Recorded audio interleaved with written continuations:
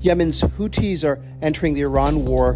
This weekend, they launched missiles at southern Israel. I'm Borzu Deragahi. I am the founder of the Badlands Substack. You can subscribe at borzu.substack.com. This weekend, there was a new participant in the war between Iran and Israel and the U.S. It was the Houthis, the Yemeni militia that controls much of northern Yemen. I spoke recently with NewsX about what this means for the war and for the global economy. We're now joined by Borzu Deragahi, who is an Iranian-American journalist and the founder of Badlands newsletter, joining us now from Istanbul in Turkey. Thank you very much for joining us today, Borzu. My first question to you, by activating the Houthi front now, is Tehran attempting to enforce a multiplex warfare model? Specifically, does the Houthi decision to target sensitive military sites in the Negev signal that Iran is trying to overwhelm Israel's multi-layered missile defense system by creating a 2,000-kilometer southern corridor of threat that forces the IDF to redeploy assets away from the northern and eastern fronts? Well, I think that the Houthis are kind of their own actor. I don't think it's probably the case that Iran decided to simply activate the Houthis. The Houthis are a force unto their own, and they do whatever they want in many respects. But I do think there is some coordination here, and there is an attempt by Iran to use its allies and ask its allies to intervene on its behalf. And in this particular case, what you see is the U.S.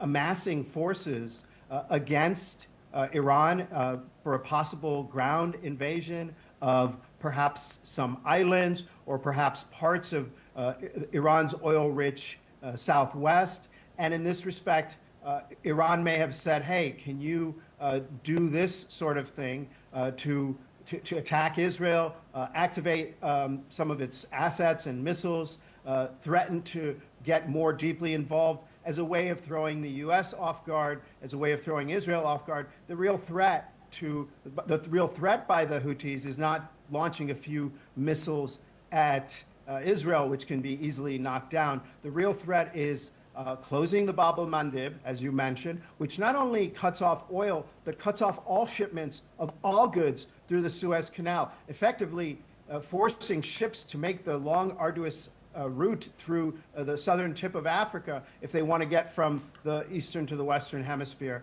And the other threat it poses is to Saudi Arabia and America's rear flank in this conflict, posing a threat to those soldiers and Marines that are amassing for a possible ground invasion from the rear as well as by Iran from the front. Mm-hmm. And so, Borzu, what does Houthi involvement in the war signify? Is it that Iran is losing because of which they have activated the Yemen card, or is it a calculated move to draw the US into a Vietnam-style quagmire in the Red Sea? I'm not sure if it's possible to say. I don't think it's because they activated the Houthis because they're necessarily losing. They are losing in some sense in that their material force, their material abilities and their military capacity is being degraded. But on the other hand, their projection of power is unparalleled. Never before in the history of Iran has it closed the Strait of Hormuz and forced other countries that are much bigger than it to pay massive tolls or to negotiate for geopolitical deals in order to pass through. So in some senses it's losing, but in the Iranian vision, in some senses it's winning and gaining ground. Not ever has this little country in the middle, medium-sized country in the Middle East held such power over the world economy. So I think there's some dual perceptions of winning and losing. But in terms of why now, yeah, I think it was inevitable at this point. And I've been saying it even on your channel that at some point that the Houthis would be activated. They were waiting for the right time, and the right time is with U.S. troops coming into the Persian Gulf and possibly preparing for an invasion. Last question to you now, Borzu. If the Houthis move from symbolic missile launches to a full kinetic blockade of the Bab al-Mandeb, they effectively complete a maritime pincer movement alongside Iran's control of the Strait of Hormuz. In this scenario, how will we see the global supply chain be impacted? I think it's going to be really tough, and it's going to cause oil prices to skyrocket. Already, Saudi Arabia is moving a lot of its oil through the Red Sea, through the Bab el-Mandeb.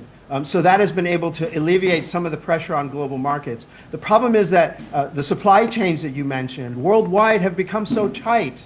Countries are not having big, huge strategic reserves of everything. Maybe they have like oil, but not necessarily fertilizer and other minerals, other important stuff that comes out of not just the Persian Gulf, but through the Suez Canal. And closing the Bab el-Mandeb will we're already probably headed for a global recession. The question is how long and how deep, and this will only deepen that.